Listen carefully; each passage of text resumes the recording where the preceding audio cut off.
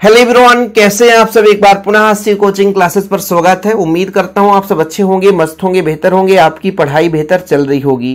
Class 12 chemistry NCERT में आपका chapter 6 चल रहा बच्चों, जिसमें आज हम बात करेंगे एक अणुक नाभिक स्नेही प्रतिस्थापन अभिक्रिया और द्वि अणुक नाभिक स्नेही प्रतिस्थापन अभिक्रिया में अंतर, मतलब SN1 और SN2 अभिक्रिया में अंतर।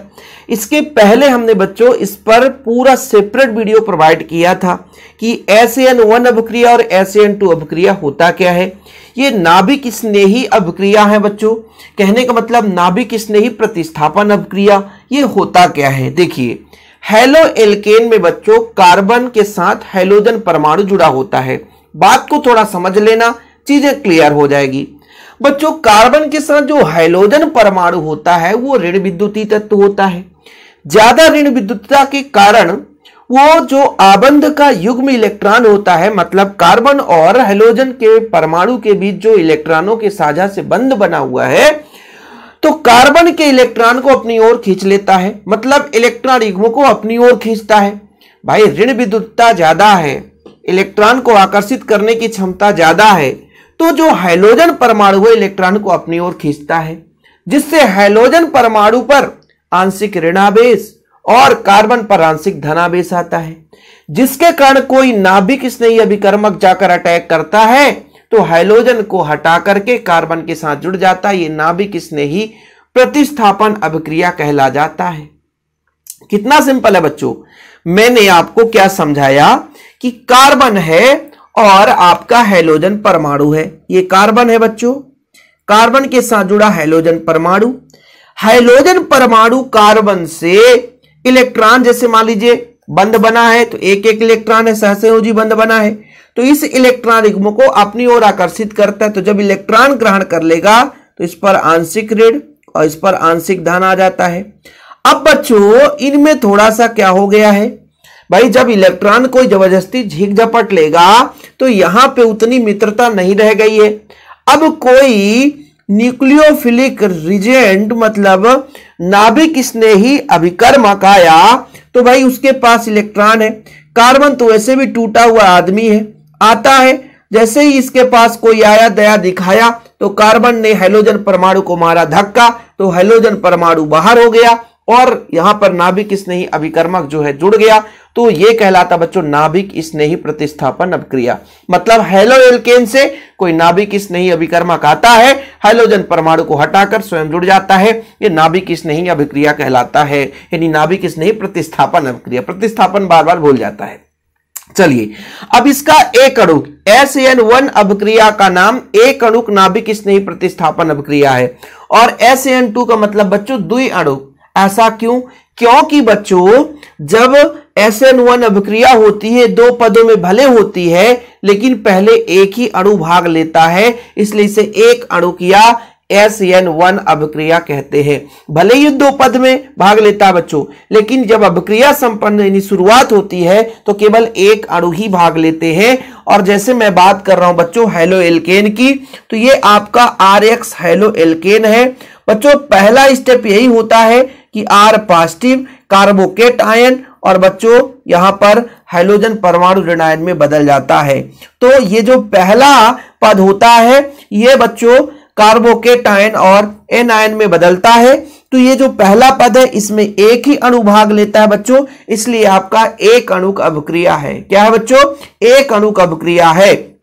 और SN2 में जब अभिक्रिया होती है तो डायरेक्ट बच्चों जैसे आपका RX है, इसके साथ आपका OH निगेटिव, यानी यहां पर नाभिक स्नेही प्रतिस्थापन अभिकर्मक है, जो ये अभिकर्मक भी भाग लेता है। इसलिए बच्चों ये दो अणु भाग लिए हैं और इसमें एक अणु पहले पद में होता है, तो इसमें दो अणु भाग लेने के कारण बच्चों इसे द्वि अणुक अभिक्रिया कहते हैं, SN2 अभिक्रिया कहते हैं।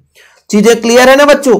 तो पहला मैंने कहा इसमें दो पद में संपन्न होता है और इसमें एक ही पद में संपन्न हो जाता है, मतलब एक ही पद, मतलब केवल और केवल एक ही बार में अभिक्रिया तीव्रता से संपन्न हो जाती है।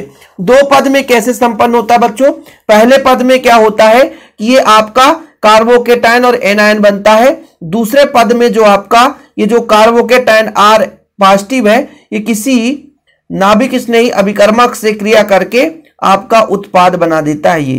तो ये 2 पद में अभिक्रिया संपन्न होती है। लेकिन जब बात करते हैं SN2 की तो बच्चों ये केवल एक ही पद में संपन्न हो जाता है। दूसरा, यह एक अणुक या प्रथम कोटि की अभिक्रिया है, क्योंकि बच्चों एक अणुक का मतलब आपको पता है कि ऐसी रासायनिक अभिक्रिया जिसमें अभिकारक के अणुओं की संख्या 1 हो तो एक अणुक है। अब इसमें SN2 में 2 अणु भाग लेते हैं बच्चों, इसलिए आपका ये द्विअणुक अर्थात द्वितीय कोटि की अभिक्रिया है। चीजें क्लियर है बच्चों।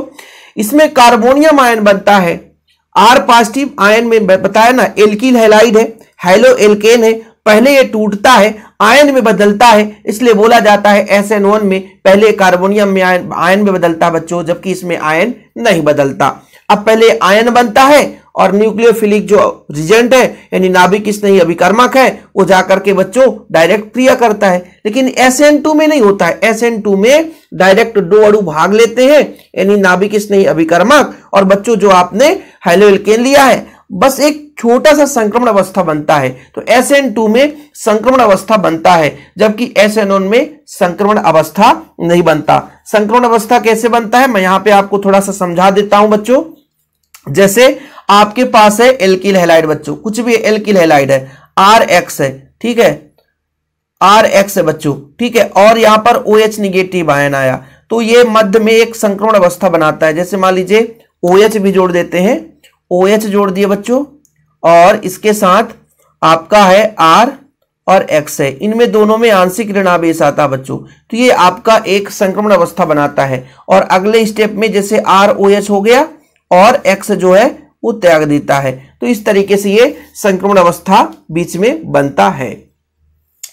इसमें बने उत्पाद का रेशमीकरण होता है, अर्थात रेशमीकरण मिश्रण बनता है यदि यौगिक में असम्मित कार्बन परमाणु है, और इस अभिक्रिया में बने उत्पाद की अणु की ज्यामिति प्रारंभिक अणु के विपरीत होता है, अर्थात अणु के विन्यास का प्रतिलोमन होता है। ये अंतर आप मत पढ़ो, इसको पढ़ो। आयनिक होने के कारण ये तीव्र वेग से संबंध होता है। भाई मैंने पहले बताया कि हैलोएल्केन है, ये आयन में टूटता है, इसलिए भाई तीव्रता के साथ संपन्न होता है। लेकिन SN2 ये आयनिक नहीं है बच्चों, इसमें अपेक्षाकृत थोड़ा सा मंद होता है। इसकी क्रियाशीलता का क्रम है, सबसे ज्यादा क्रियाशील 3rd डिग्री होता है, फिर 2nd डिग्री 1st डिग्री बच्चों। इसमें भी क्रियाशीलता का क्रम थोड़ा उल्टा है, इसमें क्रियाशीलता, दोनों में क्रियाशीलता का क्रम अलग है। इसमें 3rd डिग्री सबसे ज्यादा क्रियाशील है और इसमें 3rd डिग्री सबसे कम क्रियाशील है।